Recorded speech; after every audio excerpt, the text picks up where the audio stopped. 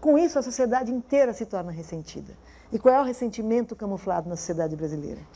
É essa comparação que nós fazemos com sociedades mais avançadas, nos colocando como isso daqui é uma porcaria mesmo, esse país não funciona, esse país é inviável, está vendo, se fosse nos Estados Unidos. No entanto, nós não percebemos, e vamos falar então a questão daquele que não luta e se submete, né? Nós não percebemos que nós somos agentes dessa sociedade da qual nós nos envergonhamos. Quer dizer, ela nos traumatiza a todos e não apenas aos oprimidos. Todos nós nos envergonhamos de viver numa sociedade que faz certas coisas, que se permite certas coisas, onde as elites se permitem certos abusos, onde os mais pobres não têm dignidade, não é por serem mais pobres, mas porque o Estado não cumpre com suas responsabilidades, porque há corrupção. Enfim, não vou aqui fazer um desfile das mazelas do Brasil, porque o meu objeto é o ressentimento. Nós não percebemos que nós temos um papel ativo nisso e não passivo.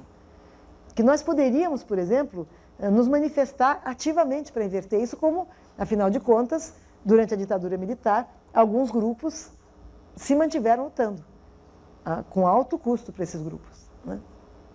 Se nós nos submetemos, se nós nos acomodamos, a consequência é uma espécie de ressentimento social permanente. Isso é uma desmoralização da ação política, esse tipo de atitude.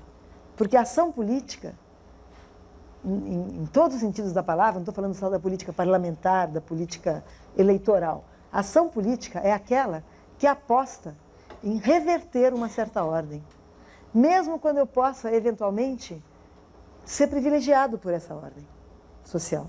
Mas se eu estou numa ordem social, onde eu até posso estar numa posição confortável, mas eu percebo que ela me envergonha, porque ela oprime tanto e tantos, e ela é tão pouco civil, tão pouco cidadã, que eu me envergonho de viver ali, eu também tenho que apostar em revertê-la, mesmo que com isso eu possa eventualmente perder alguns privilégios.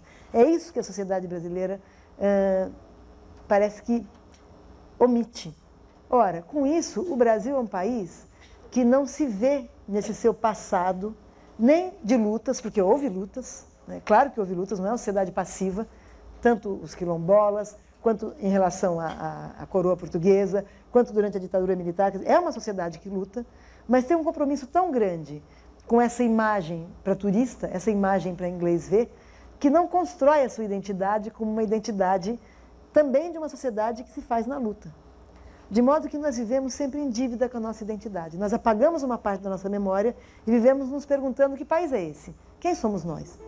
Além do rio andavam muitos deles dançando e folgando uns diante dos outros sem se tomarem pelas mãos.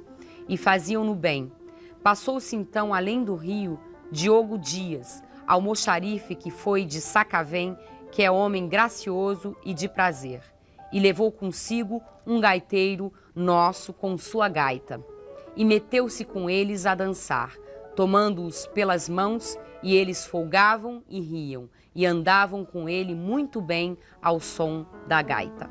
Temos que colar a nossa identidade com aquilo que o outro diz que nós somos. Se o outro diz que nós somos isso desde a Carta de Caminha, uma natureza generosa, um país que se plantando tudo dá, ou o último país feliz do mundo, ou o país do carnaval para turista, etc., é ali que nós colamos a nossa identidade.